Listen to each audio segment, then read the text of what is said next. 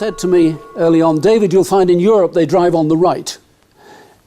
In the UK, you drive on the left. The Maltese drive in the shade. When he was talking to me, did you notice I started walking back? Now, it wasn't to be rude, but if you're working with a group of people, if I'd gone up quietly, he's probably quite a gentleman, isn't he? Because he wouldn't want to spit over me, he would talk quietly and drop his voice, because it's a natural conversation. Because he's really talking to all of you, I really need to go back. And subconsciously, the signal is raise your voice. Okay. Who's the most important person in the world? You, exactly.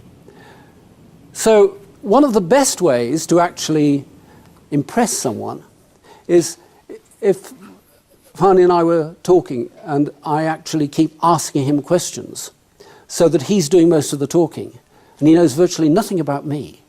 But he'll be impressed by me because I'm interested in him.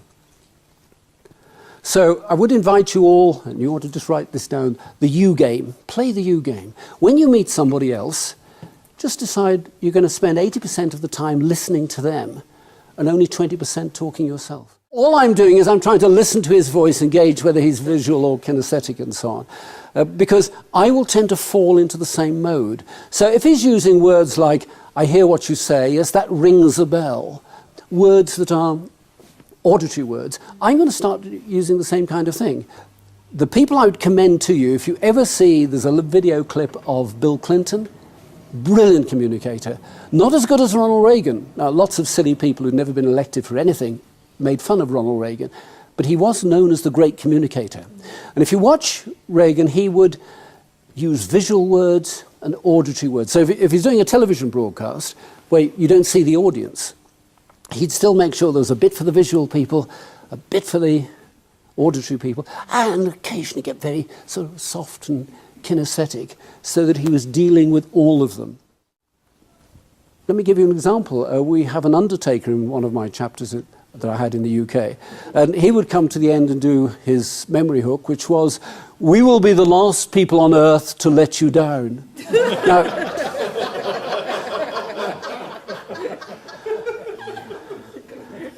I can see from the laughter that there are 3 people over there who are definitely going to use that this week, if not today. Now, okay, he was talking about the ropes and the coffin going down. He was making a very serious point. You know, someone has had a major bereavement in their lives. They're really very worried. They're lost. He's saying we really are very strong on customer care. We understand. We're supportive. Yes? But the way he says it is actually quite humorous. So you don't have a whole room feeling terribly sad. They're chuckling as these people did. You can keep it light-hearted and still get over a very serious message. The lady was interviewing me for something and I was trying to build rapport with her. I'd be essentially, do you know this?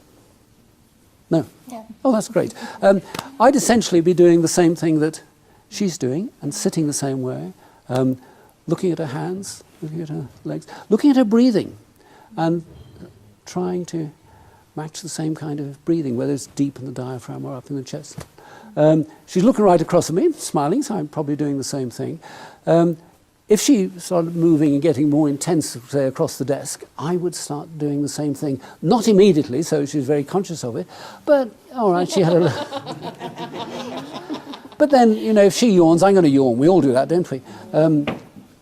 But what I'm doing is seeking to make her feel more comfortable. Now, I've just crossed my legs. A bit early to do that, because I'm not matching her. If you do this for about 5 minutes, I can actually cross my legs, right over left, by the way, and she'll do the same. And then at some point, I can actually switch, and a minute or so later, she'll do the same. She doesn't know why, just subconsciously, she's matching me because we're beginning to build rapport and feel comfortable. But that's, if you like, the second impression through. Then when we actually get into conversation, I can judge whether you're good at what you do, whether you're polite, whether you're courteous, whether you're going to waste my time talking something stupid like football, or whether it's actually going to be an interesting kind of conversation, talking something interesting, like cricket maybe. But the point is, you can retrieve the situation, but you are trying to convince people around you to trust you and recommend you and give you referrals. So everything comes into it. So it's not just the public speaking, but if I wrote it, let me take a guess, as the chief executive of Pam Golding, leading estate agents in South Africa, we have to take extreme care in the people we use as suppliers to make sure they honour our brand and give it the quality that is synonymous with our brand. If I put it on the letterhead and I've blown my own trumpet, our own trumpet in the first paragraph, it makes it a much better testimonial for you than if it was just something signed David Bullock. So the referrals come at the end. Visibility must come first.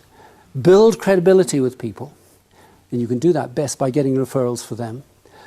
And then you're in a position to go for profitability. But first of all, you've got to build the rest. But thank you all for letting me play with you and use the group as something to play with, because that, I think, is the most effective way of doing it, rather than me trying to lecture you in various ways. But that's been a privilege. Bye, donkey.